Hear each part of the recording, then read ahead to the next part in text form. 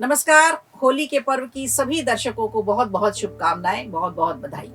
देखिए, होली के पर्व के लिए माघ की पंचमी के बाद से ही टोली बनना शुरू हो जाती है। ढोलक ढपली बजने लगती है और इन्हीं की थाप पर फाग के सुर भी गूंजने लगते हैं। उत्साह का, उल्लास का पर्व है होली। भाईचारे का, प्रेम का पर्व है होली।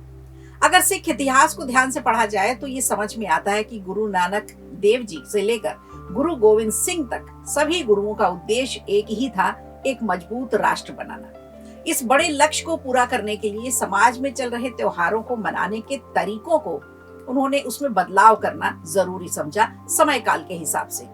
उस समय के त्योहारों में ऐसी कई परंपराएं थी जिन्हें सुधारने की उन्हें जरूरत लगी, आवश्यकता महसूस हुई। इसी सोच के साथ गुरु गोविंद सिंह जी ने 17वीं शताब्दी में भारत के प्राचीन और पारंपरिक त्योहार होली को एक नए और क्रांतिकारी रूप में मनाने की शुरुआत की। उन्होंने इसे होला मोहल्ला के रूप से मनाने की परंपरा शुरू की, ताकि समाज में अनुशासन रहे, एकता की भावना मजबूत हो। और मुगल शासन था तो मुगल शासन का जब की दौर था, उस समय आम भारतीयों के लिए घुड़सवारी करना, पगड़ी पहनना, हथियार रखना, ये इन सब चीजों पर पाबंदियां थी, इन सब चीजों पर बैन लगा हुआ था। तो गुरु साहिब ने इन प्रतिबंधों को तोड़ते हुए इन्हीं कार्यों को पर्व का मुख्य हिस्सा बना दिया। उन्होंने आनंदपुर साहिब के किले में सिखों को युद्ध कला सिखाई, शस्त्र विद्या सिखाई, इसमें पारंगत किया और इससे पारंगत निपुणता के लिए इस रीति को उन्होंने होला मोहल्ला कहा और इसकी शुरुआत की, ताकि एक ऐसा समाज तैयार हो सके जो कमजोरों की रक्षा कर सके, मुसीबत में हमेशा तैयार रहे। साल 1700 ईस्वी में पहला होला मोहल्ला आनंदपुर साहिब के होलगढ़ किले में मनाया गया था। होला अरबी का शब्द है जिसका अर्थ होता है हमला, और मोहल्ला फारसी का शब्द है जिसका मतलब होता है हमले का स्थान, यानी कहाँ हमला किया जा रहा है, वो जगह कौन सी है।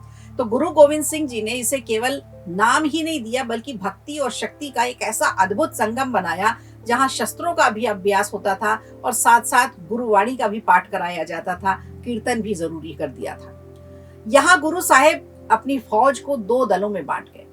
एक तो जो गुरिल्ला युद्ध का अभ्यास करती थी, इसमें रणनीति के तहत एक दल किसी निश्चित स्थान पर कब्जा करता और दूसरा दल उसे छुड़ाने की कोशिश करता। तो अभ्यास के बाद दीवान सजाए जाते, विजेता जो भी दल विजेता होता था उसे सम्मानित किया जाता था और इस तरह से एक परंपरा तैयार की गई। इस परंपरा का ही परिणाम था कि चमकौर की गढ़ी में मात्र 40 सिखों ने विशाल मुगल सेना का मुकाबला किया और 300 से अधिक वर्षों में आनंदपुर साहिब में यह पर्व बड़ी धूमधाम से मनाया जाने लगा। होली से एक दिन पहले शुरू होने वाले इस 3 दिवसीय कार्यक्रम में आज भी लाखों की संगत जुटती है। निहंग सिख और भी जो अन्य श्रद्धालु होते हैं वो पहुंचते हैं, घुड़सवारी होती है, तलवारबाजी होती है और गतका के हैरंगेज कारनामे भी दिखाए जाते हैं। तख्त श्री केशगढ़ साहिब में सजे दीवानों में गुरु साहिब और साहिबजादों के बलिदान की कहानियां भी सुनाई जाती हैं, जो लोगों में एक नया जोश भरती हैं। ये पर्व हमें याद दिलाता है कि गुरु साहिब ने जो कृपाण उठाने का आदेश दिया, उसका मकसद केवल रक्षा नहीं बल्कि गरीबों और लाचारों को भी बचाना है। तो ऐसे थे हमारे सिख गुरु, जिन्होंने देश की, समाज की रक्षा के लिए नए तरीके से त्योहार मनाने का एक मकसद तय किया और इस बदलाव को लोगों की रक्षा के लिए उपयोग किया। तो यही है होला मोहल्ला। वीडियो अच्छा लगा हो तो लाइक कीजिए, शेयर कीजिए और कमेंट बॉक्स में हमें जरूर बताइए।